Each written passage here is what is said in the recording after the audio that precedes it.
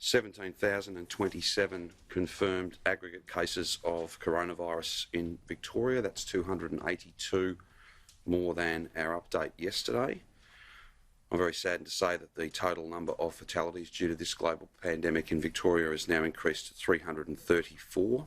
That is an increase of 25 since yesterday. Our thoughts and best wishes, our prayers and support go out to all of those families. This will be an incredibly difficult time and our thoughts are with them. By way of breakdown, one male in their 60s, 4 females and 3 males in their 70s, 6 females and 4 males in their 80s, 4 females and 3 males in their 90s. 22 of those 25 fatalities are linked to aged care outbreaks. There are 657 Victorians in hospital. 44 of those are receiving intensive care and 32 of those 44 are on a ventilator. A total of 1,975,030 test results have been received, which is an increase of 15,728 since yesterday. There are 3,626 cases with an unknown source, an increase of 148 since yesterday's report. There are some 1,064 healthcare workers who are active cases and 7,474 active cases in total across the state. I am pleased to be able to say that regional case numbers are coming down. We have some 436 that are in those regional local government areas that are covered by stage 3 restrictions. There are still some that are being investigated just to determine the exact, not so much the address, but where that person was, where that person would normally be expected to be found. But again, I just send a message to Geelong, Bendigo, Ballarat residents and indeed to all regional Victorians, but especially in those 3 big regional cities. Please come forward and get tested. It's a really important way in which you can contribute to our collective fight against this enemy.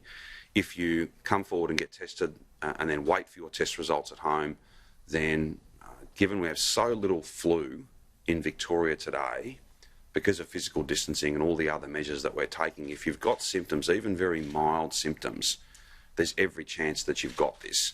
So at the earliest moment, so as soon as you develop symptoms, no matter how mild, if you can come forward and get tested, wait at home till you get your test result. Those test results are being processed as quickly as they possibly can. I had Kath relayed a story to me this morning of a friend of hers. She's a nurse.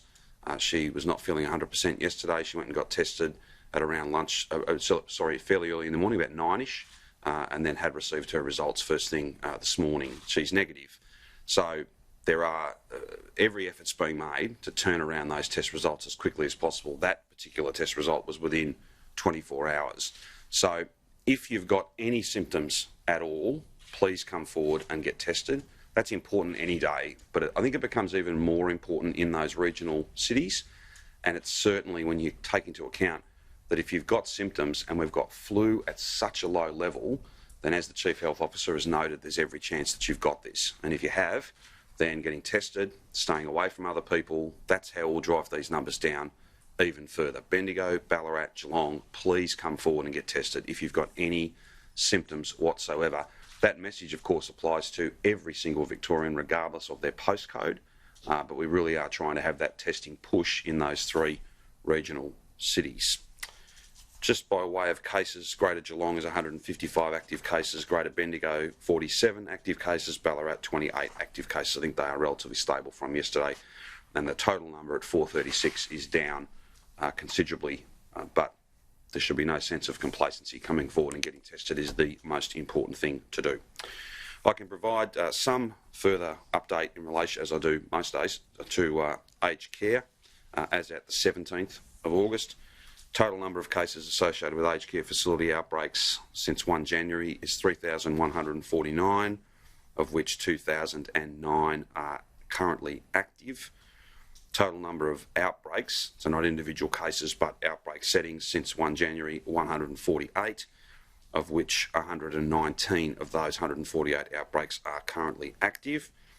And I probably don't need to provide you any further details than that, but I can. Have the statistics for how many deaths in aged care? 216 is my cumulative total, Rachel.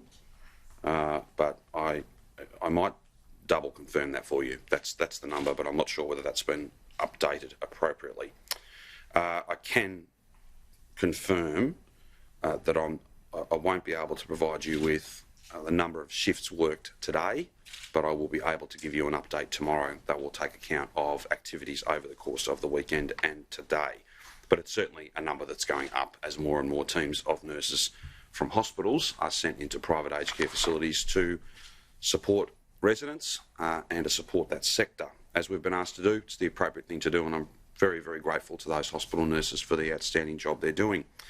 In disability facility settings, as at the 15th, 87 total active cases. That's an increase of 6 since yesterday. They're all NDIS provider services. I'm more than happy to take any questions you have on that, or to provide a more, if you like, a kind of rolling update. I've done this a few times now, but we've got numbers that they're relatively stable, but it's a sector that's of concern to us. I know it's a sector that's of concern to family and friends, and of course clients and residents. If there's more that we can add in terms of updates each day or every few days, then of course we're more than happy to do that.